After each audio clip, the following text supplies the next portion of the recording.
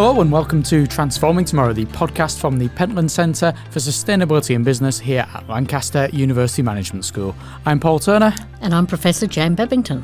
Jan, today it's with great pleasure that we welcome Dr. Celine Germond-Duret to the podcast. She's a lecturer in environmental politics and policy from the Department of Politics, Philosophy and Religion here at Lancaster University. Celine's a member of the Pentland Centre and she has a specific interest in international climate politics and Indigenous peoples, and a topic that we're going to be starting out with here, marine policy and the blue economy. And this is really delightful because we've got a follow-on from JB's earlier podcast on the oceans and sand. Who can forget the sand bonus issue? Will we be talking about sand again? More sand? You never know. Sand. You never know. You never know. But also, this is a start of we run a podcast from people who are members of the Pentland Centre but who aren't in the management school. So are coming at sustainability and business from their own distinctive disciplines and their own distinctive perspectives. Yes, because we've had the accountants in, and in the next couple of weeks we're going to be having the lawyers in. You know, I don't think we've done anything wrong on this podcast, but the lawyers will be sure to tell us if we have. But Celine, you're not a lawyer. Can you tell us what you are, so to speak? Tell us a little bit about yourself and your background. Yeah, sure. First, thank you very much, Jan and Paul, for having me today. It's a great pleasure for me to take part in this podcast, and I took great pleasure listening to the other podcasts as well. If I was to tell you that my background is in politics and that I'm a lecturer in politics, it would seem that my journey has been very straightforward and very linear. It has not been that straightforward. So my background is in international relations, but my first degree was very much interdisciplinary. And I was studying not just international relations and politics, but economy as well, and international law and current history. So it was very much an interdisciplinary degree in international relations that really gave me this analytical frame to look at different issues from a wide range of perspectives. So although I specialize in politics, I'm still using nowadays this approach, looking at a problem from different angles. Now, if we're looking at the subject areas being working on, I would say that my research has very much focused on development issues and environmental issues. So these have been the two topics I've been working on since my first degree up until today. And I really believe that they are the two sides of the same coin. For example, when I teach students about development issues, I do talk about the environment because we cannot ignore the environment. When I do teach them about environmental issues, I do tell them as well about development processes because we cannot dissociate the two. The commonality is this interdisciplinary approach. I've spent many years working with colleagues in human geography, for example, and I have borrowed concepts from them. For example, concept of place, when I'm looking at how people do relate to the coastal and marine environment, how they think that their identity strongly connect with the blue space. So I would say, when I have to define who I am, what I am, it's a bit difficult because I have the feeling that there are different aspects to my work, so different disciplines, different angles. But what is very common is this attempt at understanding topics from different angles, is interdisciplinary. I know that in the previous podcast, GB was talking about interdisciplinary and transdisciplinary. There are challenges. I think that's something we're not too bad at doing at the academic level. A bit more difficult in an applied environment, but it's something that is really important, especially when we're working on environmental issues, sustainability. We just cannot single out other disciplines. We really need to look at these issues from a wide range of angles. And what I liked about it, Celine, is that you talked about the development and environment together. And we haven't mentioned the SDGs for a few weeks, but we did start off with them and indeed tucked within it. And one of the reasons some of our prior listeners find the SDGs helpful but also difficult is because if you can get environment and development to work together, then obviously that's great for the environment and people's lives are better for it. But actually environment and development sometimes stands a little bit in tension as well. And in that area, I guess that's where the study of politics and policy becomes really important as well. So our listeners will be super interested to understand what kind of things do people in environment, politics and policy look into? Right. So, yes, you very rightly mentioned the SDGs, and the concept of sustainable development in itself results from the debate over the relationship between development and the environment. So if we look at the origin of sustainable development, so looking at the early 70s, for example, the Stockholm Conference, which is one of the markers in the history of sustainable development. Since that time, the debate, although the term sustainable development didn't emerge before the end of the 80s, the debate was very much about this tension between development processes and environmental degradation. One of the key debate and question at that time, and source of tension as well, was to identify what is the cause, what is the source of environmental degradation. Is it development processes? Is it poverty? And this is an issue that has been debated for decades, and that has led to tension between countries with different opinion on the question, as we can imagine. But the concept of sustainable development very much tried to address this tension and try to find a balance between economic needs and environmental protection. And I've just mentioned the term tensions, and to answer your question about what environmental politics is about, for me, politics is very much about power. Each discipline has its key core concept, like geography would have place, for example. For politics, power is very much as a center of considerations. So for me, environmental politics is about understanding who has the power to define problems and solutions, who has the power to define what environmental problem deserve to be looked at. It's about governance, who decides what type of governance for what type of natural resources. So who is making decision? Who has the power to define problems, define solutions? So looking at the question of sustainable development, that would mean looking at how do we define sustainable development? And we could probably take hours and hours today to talk about what sustainable development is and the different interpretation. And is it a buzzword, an oxymoron? What is it exactly? But there are different interpretations, and it's something that decision makers need. They all have their own interpretation of what sustainable development is about and how to best implement sustainability. And of course, here in this country, in the UK, over the last week or so, there's been a lot of attention paid to things such as environmental policies because of the Labour Party and their original commitment, if they were to be elected at the next general election, to spend, I think, is it 24 or 28 billion pounds on green projects, and then them suddenly saying that's not actually going to be fiscally possible, so we're going to have to chop that down. It might end up being 14 million, 18 million, and that shows the balance there between economics and politics and reality and what you might like to be the case. Yeah, this is a very good point. And what is interesting when we're looking at different narratives or different programs from different parties, it's as if environmental issues environmental considerations were always ad hoc, something that we can look after, that we can start to consider once we have resolved other issues. So in other terms, it will always come after economic considerations. And I think we really need to move away from this mode of thinking. But it's something that is very prevalent in a lot of political discourse and practice, to consider that, in a sense, it's as if environmental policy were more of a threat than environmental issues, and that in the case of economic crisis, for example, what we would cut is budget linked to environmental consideration, for example.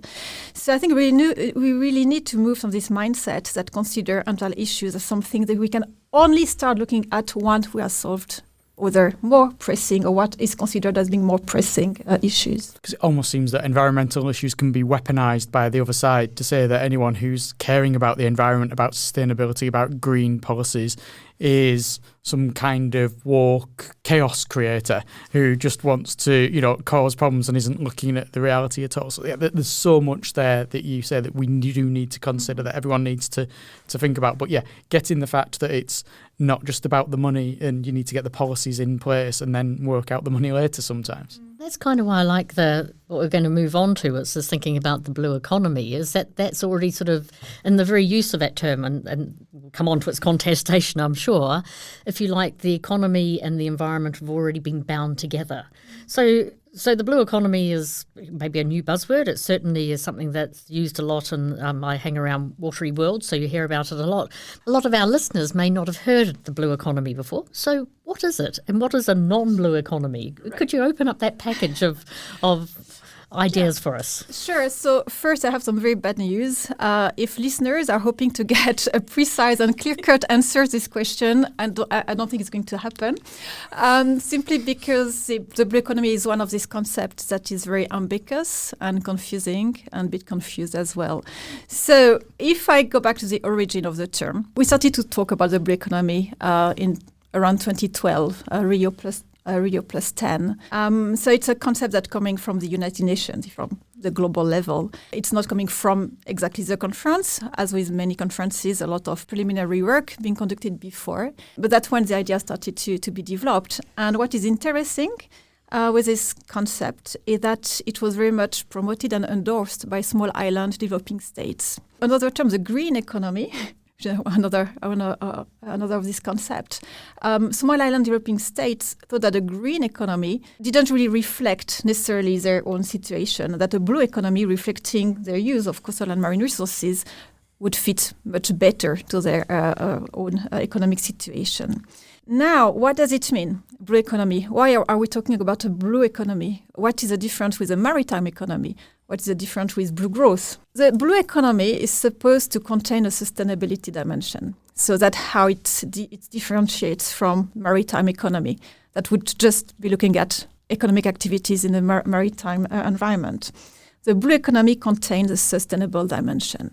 So it's supposed to take into consideration the need for environmental protections, but also social and cultural aspects, which is an element we always forget when it comes to sustainable development. We were just talking about this tension between the economy and the environment.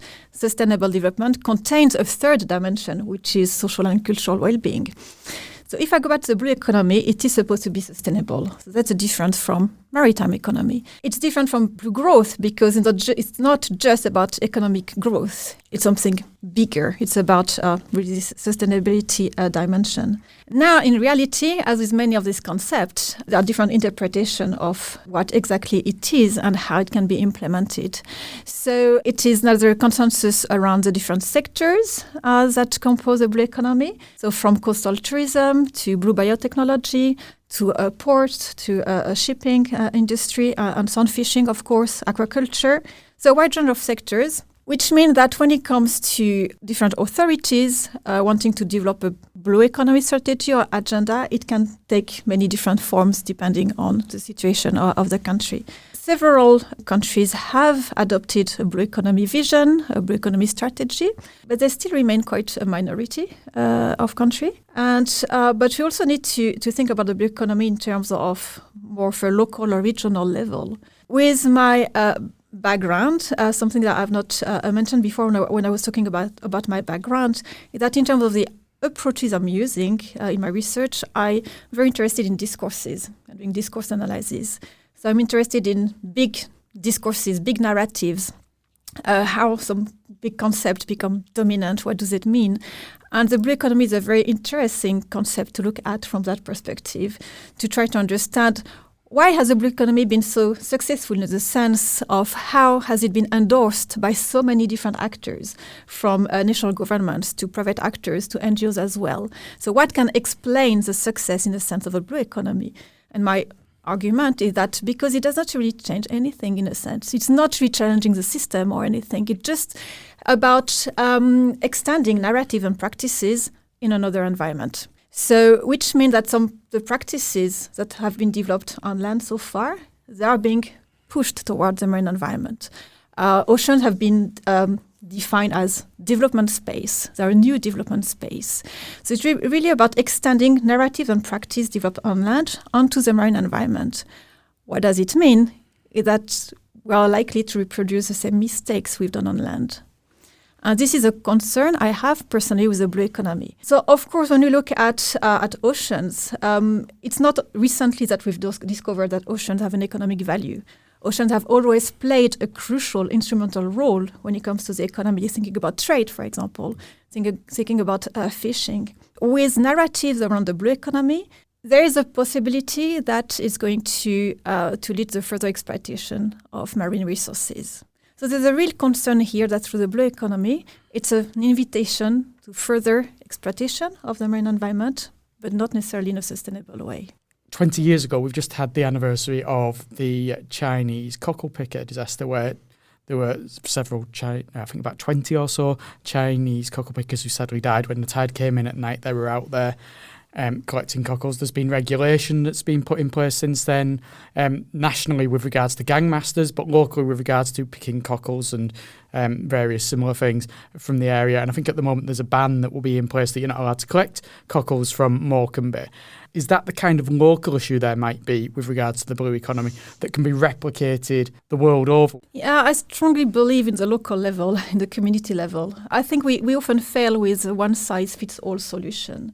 If there should be a commonality between different blue economy initiatives, that should really be around the recognition that we need to take into account the social and cultural level. As I was mentioning before, when we look at sustainable development, we very much forget about the people who should be at the center. If you're looking at the Brundtland definition of sustainable development, for example, that's one of the most widely cited definitions of sustainable development. It has people at the center of the definition. Sustainable development has 3 pillars: the economy, the environment, society, people, communities, but we always forget about them. And so I think if there need to be commonalities between different approaches, it should be really highlighting the need to take into consideration coastal communities, local users, people, and that's really crucial. I think the other thing that's coming through really strongly in the conversation you've just had, but also the conversation right from the start of this podcast, is justice. And that is clearly at the heart of a lot of sustainable development scholars and practitioners' interest. But can you tell us more about the justice dimension that infuses through your work? Yes, sure. So my interest around justice, so from an academic point of view, I would say it's coming from 2 things. The first thing is what I've just mentioned, this recognition that we tend to forget about people, communities, justice, equalities, inclusivity. We tend to forget about these elements when we're talking about sustainable development. If I'm using an example, for example, the creation of protected areas, for example. We know why they're being created. We know it's for further environmental protection or restoration. But we also know that looking at protected areas on land, and the case of some MPAs as well, communities, local communities, coastal communities are not always being consulted. So this is something that really needs to be addressed. Looking specifically at the case of the marine environment, for quite a long time, social sciences were not that interested in oceans. It's relatively recent. There's been an increase, almost an exponential increase in the interest in publication from social sciences about the marine environment. But traditionally, it was not the case. There was no interest in the marine environment. It was mostly natural sciences, marine biologists looking at oceans. And there's been what we can call a phenomenon of a sea blindness, a form of sea blindness, not really seeing oceans for what they were. Seeing the ocean, just considering oceans as a source of profit, of economy, full of natural resources, but not so much full of people and identity and culture. So and that's a traditional, very much Western vision of ocean, seeing ocean just a kind of this big blue space, cold, very different from us. We're not going there. It's wet, it's cold, there's no people there. But this is a very much a vision that does not reflect the vision of millions of people around the world. Traditionally, we have forgotten completely about people that strongly connect with this blue space. And we need to redress this question. So going back to the question of justice, there's a lot of concern at the moment, given all this renewed interest or further interest in oceans. And GB, for example, is talking about the blue acceleration to highlight, to characterize this rush toward the ocean, this increase in activities. We know that many of these activities are likely to have a detrimental effect on coastal communities. So there are 2 things here. Either a detrimental effect, it could be through blue grabbing, for example, dispossession, or not consulting them, which is wrong as well. So question of justice are really crucial to address. And I've got a project starting in March that is funded by the Leverhulme that is going to look precisely at this question, as how different communities around the world, how do they define justice? Because it's not down to me here to define what is justice for someone living the other side of the world. It needs to come from them. What is marine ocean justice, what is blue justice for them, and how can we best ensure that practices being implemented respect this notion of justice. I think that perspective taking is really important, because when people talk about small island states, they're also often talking about large ocean countries. And so the idea that a country can only be the bits of land, when in fact, particularly in the Pacific and in Polynesia, which is part of the world I know quite well, the wealth is in the ocean, but also the cultural and spiritual value is in the ocean as well. It's not purely based on land. Shall we stay in the Pacific? Well, if you want to take me to the Pacific, Jan, I'm more than happy to go. I dare say a little bit warmer than it is in Lancaster today. I think it probably is. So I was interested in your work and looking at how island disappearance, which is obviously a big issue in the Pacific, is normalised in political debates around climate change. Can you say more about that? Yeah, sure. So when we look at climate change and when we look at international climate politics, it's really important to recognize that climate change, climate politics is dominated by inequalities. Inequalities first in responsibility, who is responsible for climate change. Inequalities in vulnerability, who is the most vulnerable to climate change, and it's not the same people as the one who are responsible for climate change, which raises a lot of ethical issues, and also inequalities in who has a power of decision and who can benefit from support to help mitigating or adapting to climate change. Having that in mind, I was very interested in the case of small island states and how they position themselves in the debate, and also the question of the symbol, how, in a sense, a lot of small island developing states have become a symbol of climate impact through sea level rise and their potential disappearance. So it is a symbol. It is something, if we ask people in the streets, what do you associate climate change with? They're likely to talk about sea level rise. They're likely to talk about islands, the disappearing island. So this notion of disappearing island, it's really becoming part of what people have almost accepted as a climate impact. But so I was really interested into looking at how this notion of disappearing island was being used in the political discourse, and how it's been almost normalized, something we accept. Yes, they're going to disappear almost as a fact, but without leading to any further action or reaction anymore, because it's just a symbol, it's a fact, they're going to disappear. So this is a project that is still ongoing. I've not finished, but I've done a pilot study last year. And I was looking in the case of British newspapers, how British newspapers talk about these issues. And what was very interesting is that we can really see the distinction between two broad narratives on this question. First, a form of eco-optimism. We're going to find solutions. Technologies, could be sea defense, potentially rising the islands themselves. So we'll be fine. In a sense, it's an opportunity for further innovation, trying to protect some areas from sea level rise. So a form of eco-optimism. It's going to happen, but we'll be fine. They will be fine. And at the opposite, a form of eco-defeatism. Yes, they're going to disappear. It's like that. It's a fact.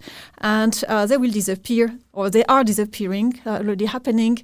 What is interesting with both opposite narratives here is that none of them is leading to any further action. Because either they will be fine, so we don't need to do anything, or they are doomed anyway, and there's no need to do anything because it's too late. So in terms of political actions, this is the type of narrative that is not going to foster any further mitigation action. It makes me think. You hear stories about entire populations having to be moved, and where will they be moved to? And if you move an entire population but disperse it, are you removing that culture from the planet? That national identity is gone because everyone is just dispersed here, there and everywhere.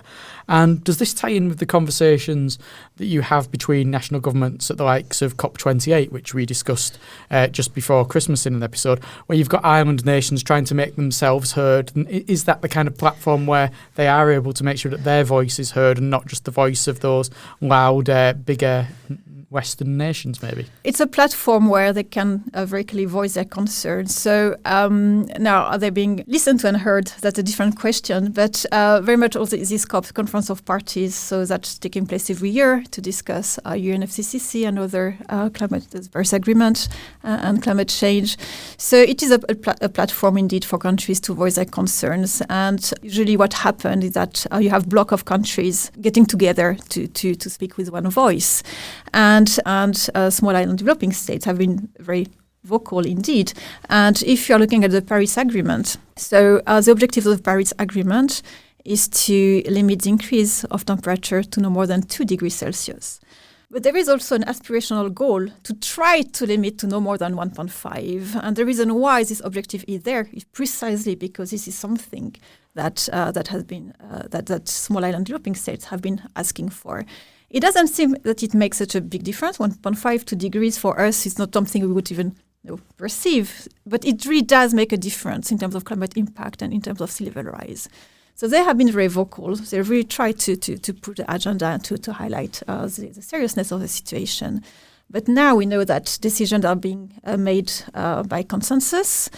And we know that you can have power imbalance. And we also know that although you have this 2 degrees and 1.5 objective in the Paris Agreement, we also know that in reality, looking at the current climate pledges done by countries, we are very far away from reaching even the 2 degrees Celsius objective. We'll talk about your role with the People and Ocean Knowledge and Action Hub within the Pentland Centre. But before that, Jan, I suppose we should really explain to the listeners what the Knowledge and Action Hubs are. This is a new part of the Pentland Centre over the last year or so. So if you can explain a bit about what they are and why they've been set up. They've kind of been a glint in my eye for a little bit, but they've come to realisation, partly because the number of members we have is now sufficiently large, that there are groups of colleagues that can gather around common interest.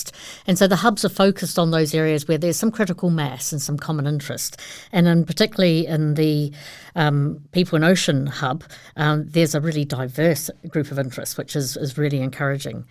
The other reason for bringing them together, there are areas where there are funded projects. And so looking at those funded projects together rather than singular projects is also part of the Knowledge and Action Hub ambition as well. And of course, obtaining future funding is part of that. And then the third reason why we've put them together is that these hubs are around areas where we have quite clear engagement partners as well. So the idea of commonality of interest, funded projects, potential for future funded projects and engagement partners. And hence they are not just knowledge hubs, they're knowledge and action hubs and coming together. And Celine is the leader of our Ocean Knowledge and Action Hub, which I'm very, very delighted by. And it might be a good time to say something about your plans. We will follow you anywhere, Celine. I'm a member of that hub with my ocean interests, and wherever she says go, I shall go. It's risky. Yes, so the hub gathers a group of very interesting and motivated colleagues, all from a different background and disciplines, and that something quite interesting to mention is that colleagues who are part of the hub, they come from different disciplines as well. And one of the projects we are going to do, and that's something I'm really excited about, is looking at blue businesses here in the region. And maybe before I tell you more about that, just a few words. My research has very much been influenced by a critical angle. So looking at border structures, knowledge structures, wrong things that are happening, and more at the systemic level. So with very much of a critical angle. And it is a very important type of research to do. We need to be able to do that type of research and to discuss about changing mindset. It's really, really crucial. At the same time, it's also important to look at what is happening at the local level, what is happening in the applied world. And if we want the system to change, if we think it's unfair and unjust, where do we start? And we need to start with the people who are really part of the system, who are playing a role, who can make things happen. So I think it's really important, really interesting to do a combination of projects, both looking at more discursive, narrative level, but also looking very much at the practical level, the field level as well. So what I'm really excited with the project we're doing at the Hub. So we're going to do a mapping of blue businesses here in Lancaster. So trying to identify what businesses have their activities, conducting activities that relate to coastal and marine environment. And not just for us to have an idea of what is happening, but really to have this dialogue with them around this notion of blue economy. Have they heard about the blue economy? It's a concept that academics love working on, decision makers as well. I'm not so sure about economic and social actors. What do they understand of the blue economy? Do they think that this is what they are doing? So we really would like to do this mapping to identify who is there, what are they doing, and also to have this dialogue around the blue economy, around sustainability, and to create a network as well, because it's really important to share practices. So creating a network for them to discuss, but also to have this dialogue between academics and, let's say, practitioners, and so as we can learn from each other, so they can also help us determining what type of research would be valuable, what type of research would be useful to them, any questions they would like us to answer to. So to create this network and to engage in this dialogue between academics and practitioners. You say that maybe the people who are actually involved in the blue economy don't necessarily even know they're involved in the blue economy because maybe the term has passed them by or is just not something they've become familiar with yet. What kind of businesses might you expect in this kind of region to be involved in the blue economy? Ask me the same question in 2 weeks. We had some discussion around do we need a strict definition? How are we going to do our mapping? And we decided to be very open and to open the question to them. So instead of us asking, we're contacting you because we think that you are doing this and this activity, to contacting them and to say, well, how do you identify themselves? What do you think you are doing? What type of activities you are doing? And how do you think that fits within this framework of a blue economy? So, but it's likely to include a wide range of sectors, from fishing, of course, small fishing, to tourism as well. So it's quite wide range. We also expect, in terms of mapping, that a lot of activities may have impact much further inland. So also a question of where do we stop? Because in terms of transportation route, for example, where is it going to stop? And we expect to see a map that is not going to stay very much limited to the coast, but going much further inland. Would that be, for instance, say if you talk about fishing, trawling, stuff like that, they sell to fish and chip shops and the fish and chip shops are everywhere, so that would be the span of their network, say? Exactly, yes. I can always think about fish and chips. Well, I was going to say, we could survey that, Paul, if you want. Yeah. Next time, field trip, we'll just go to lots of fish and chip shops and ask them what they know about the blue economy. Well, I was at a fish and chip shop the other day, strangely enough, and what I quite liked is on the counter there was a wee chalkboard and it told me which boat that the fish had come from. And because I'm a geek, I then looked up who owned the boat through various databases that we have about the ownership of vessels. And so that really felt like I found out a lot more about my fish and chips at that stage. I've seen similar with potatoes as well. They'll tell you what type of potatoes they are, who farmed them, where they came from. Yeah, people are starting to realise the importance of showing the origin of your produce. I feel like we're off on a tangent. This could go and go. So I'm going to try to bring us back on course again. So, Celine, recently you've become a member of the College of Experts for the Office of Environmental Protection, which sounds it's going to be an opportunity for change. It also sounds like it might be an opportunity for frustration as well, just saying. And I was wondering if you could tell us something about that body and what kind of things that you might anticipate doing, but in particular, what are you looking forward to in that work? Yeah, sure. So, I'm very, very grateful for this opportunity. So the Office for Environmental Protection was created after the Environmental Act in 2021, and it aims at taking government and public authorities to account when it comes to environmental legislations and commitments. So I'm really excited about the opportunity because it really gives a chance to have a positive impact, really, on what is happening, and to have a bit of an influence as well. What I'm really pleased with is that there have been over 50 experts being nominated, and we all come from very different background. I'm not the only social scientist. The other social scientist colleagues are also lawyers as well. There are some economists, natural scientists. So really reflecting this need for interdisciplinarity. And so this is a new appointment, and this is a new body as well. So our work has not started as of yet in terms of mission, but we're likely to receive missions on different topics of interest. And really our role is to provide support and advice on a wide range of issues. Recently there was a survey asking us about what priority we think we should be looking at. So that was an opportunity to discuss, to highlight and to mention this need to not forget about the social and cultural dimension of sustainability. Well, I think before we close, that makes me feel like I'm going to put a note in my diary and have you back in the future to actually hear a lot more about that, because I think that would be really interesting. I was just thinking exactly the same thing, both about the work there with the college's experts, but also the project where you'll be speaking to people locally about the blue economy. I think there's several things there that are going to be of interest, so definitely I think a repeat visit will be in order, Celine, whether you want to come back or not. Yeah, I was going to say, does she look like she wants to come back and talk to us? Still smiling. Still smiling. It's hard to tell when we strap people down and refuse to let them leave until we've finished. That's true. Thank you very much, Lynn. That's been a really fascinating, really interesting conversation.